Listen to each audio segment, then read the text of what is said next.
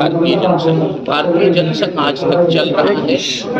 125वां वर्ष हम लोगों ने पूरे साल देश के विभिन्न प्रांतों में मनाए हैं और आज उसकी संपूर्णता हो रही है।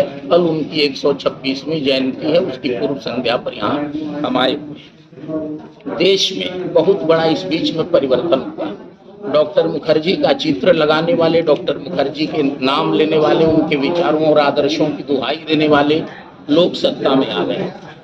अब देश में एक हिंदुत्ववादी यथार्थवादी विकल्प की जरूरत है। अभी तक तो नेहरूवादी वामपंथी विकल्प थे, तो उसका विकल्प भारतीय जनता पार्टी के रूप में सामने आया। भारतीय जनता पार्टी का विकल्प कांग्रेस नहीं हो सकती, कम्युनिस्ट नहीं हो सकते, सोशलिस्ट नहीं हो सकते। भारतीय जनता पार्टी का विकल्प केवल और केवल भारतीय जनसंघ ही हो सकता है और लोकतंत्र में विचारों के बल पर, विशिष्ट चरित्र चिंतन के बल पर विकल्प बनते रहते हैं। तो विकल्प बनने की एक प्रक्रिया है। जनसंघ विकल्प निर्माण करने वाली कार्यशाला है।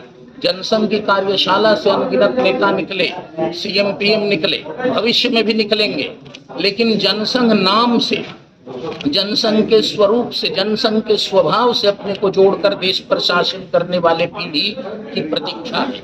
अब हम उस पीढ़ी की निर्माण की प्रक्रिया में है। आगे राजनीतिक कार्यक्रम करने के लिए चुनाव सबसे महत्वपूर्ण होता है।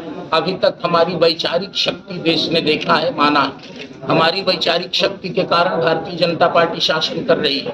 हमारी वैचारिक प्रबलता के कारण प्रबल मोदी लहर में भी भारतीय जनता पार्टी को बार बार अपने को जनसंघ, डॉक्टर मुखर्जी और दीनदयाल जी से जोड़कर बताना पड़ता है। अब हमारी चुनावी शक्ति का समय आया है और चुनावी शक्ति की शुरुआत यहाँ से हो रही है। सभी प्रदेशों के हमारे विशेष जो लोग हैं, जो विशिष्ट प्रतिनिधि हैं, अध्यक्ष हैं, महामंत्री, वो यहाँ आए हुए हैं और उत्तर प्रदेश का चुनाव बहुत नजदीक है। वहाँ से गंगा जी के तट से, काशी से, प्रयाग से, चित्रकूट से, नैमिषारण्य से, अयोध्या से, जहाँ का एक बार फिर मामला चर्चा में है, वहाँ से हम अपनी चुनावी रणनीति और चुनावी रण यात्रा की शुरुआत कर रहे हैं। पूरे देश के चुनाव को देखने के लिए हमने आज एक विशिष्ट सेल बनाया है, चुनाव प्रबंधन संचालन एवं अभियान समिति। इसका संयोजक हमने अपने बहुत पुराने कार्यकर्ता, जिनको व्यापार और प्रबंधन का बहुत कुशल अनुभव है, भरत भाई गोढ़ानिया, उन श्री भरत भाई गोढ़ानिया जी को आज हमने संयोजक उसका नियुक्त किया है। आज तक जनसंघ की विशिष्ट चारित्रिक वैचारिक शक्ति देश ने माना है।